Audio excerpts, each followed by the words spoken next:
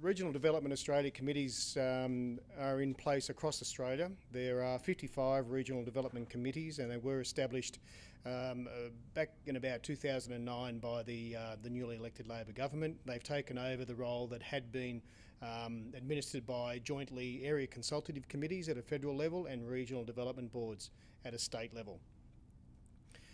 Fundamentally, the role of all RDAs is to do what we can to establish strong links with the community in our region. And for the Southern Inland region, that's the 13 local government areas surrounding the ACT.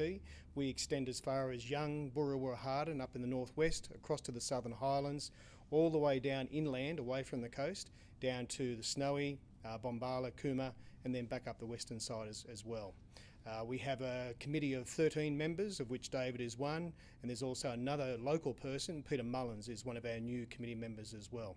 We're also thankfully joined tonight by Peter Milonis, who was with the initial RDA Southern Inland Committee as well. And the process there is that committee members roll over, if you like, every 2 years, so that there's a process for introducing new members in, but also maintaining some of that intellectual property as well. Our work is generally guided by our 5-year regional plan. We put that together through extensive consultation with people throughout the community, and it's business people, it's local councils, it's community groups, but it's also working in with state government and federal government organisations. A lot of the work is certainly around local government contacts, and one of the purposes and one of the objectives of this Employers Roadshow that we're rolling out for the first time this week is to start to build up a good working relationship and better communication links with businesses and business groups, chambers of commerce, industry associations. We get a lot of good, strong input into our regional planning from local government, which is great, but we really do need and really want to be able to build in that perspective from business as well, from employers. As I say, the 5-year regional plan essentially guides our work over a 5-year period. It establishes our strategic priorities across this region. At the moment, those strategic priorities revolve around promoting regional living, which is essentially the work we do to support the attraction or the growth of businesses who can grow jobs, who can grow population. We also focus on information and communications technology. Some of our work's revolving around the rollout of the NBN, but it's also around mobile phone access, radio coverage for emergency communication, and also other opportunities to be able to extend the benefit of tapping into technology better for both the community and business. And I'll touch on that a little bit later when I talk about one of our major projects. We're also involved in agribusiness through another project, which is our Southern New South Wales Harvest Program, of which there's quite a few local people involved in that. We're also involved in an area of renewable energy generation with a focus on investigating how that could be an industry that could establish a region of excellence for the southeast of New South Wales, and particularly around this Goulburn area and obviously upwards in towards Gunning and up into the upper Lachlan. That again is a focus on how can we support its development so that it becomes a strong employer and an attractor of people to the region. We also focus on transport and infrastructure. High-speed rail's an easy one, but there's plenty of other transport infrastructure issues that we'll also pick up on. And obviously this activity that we're working through this week comes under our area of in education for skills. There's plenty of opportunities to focus on education, enhancing education in regional centres, but it's specifically for skills for us. We review our regional plan every year so that it's as current as possible, and as I say, it guides our work. Out of that annual review comes our business plan, and that's where the strategic priorities and some of the projects I've just talked about fall out of that. So in terms of renewable energy generation, it's a southeast region of renewable energy excellence. Does renewable energy have the opportunity of establishing itself as a strong industry sector for business growth and employment growth in this region? Likewise with our Southern New South Wales harvest work. Is there an opportunity for us to be able to guide and assist the development of people involved in local and regional food production, distribution and processing to be able to grow that sector on a local and regional basis? Smart Work Towns is the project I was telling you about that's in under our work in terms of information and communications technology.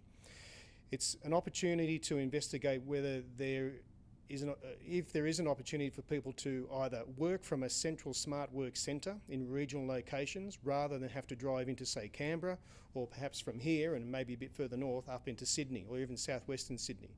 That is dependent on the availability of the capacity and the functionality of the technology, but there is plenty of proof from around the world that it can work and is effective in providing a smart work centre which benefits people in their own right. It benefits employers in many situations in that they don't need to hold as much real estate in capital cities and major centres. They can actually actively support people working from a smart work centre at a much lower rate.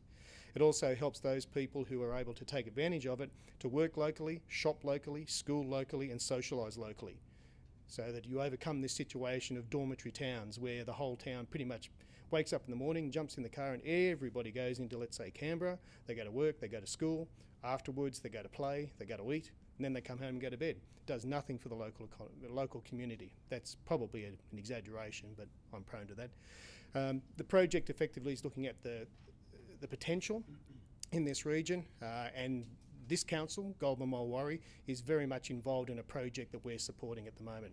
And then of course this Regional Employers Roadshow, which as I say is a golden opportunity for us to be able to establish better contacts with business people, to be able to learn from businesses and employers around what you need, from us, from government agencies and other organisations to help you with your training, with your funding, with your development, with your skills placement. But the other crucial side of it is it helps us start to establish a much more effective relationship with the business sector. Another major and fundamental objective and responsibility of all RDAs is promoting government programs. This Employer Roadshow helps us do that, but it also provides us the opportunity to showcase significant funding programs that could well be of relevance and benefit to business people and councils and not-for-profit organisations alike. Two major ones that are on the horizon, or actually in play at the moment, if you like, is the Regional Development Australia Fund, which is an infrastructure investment fund provided through Department of Regional Australia. Rounds 3 and 4 are currently open.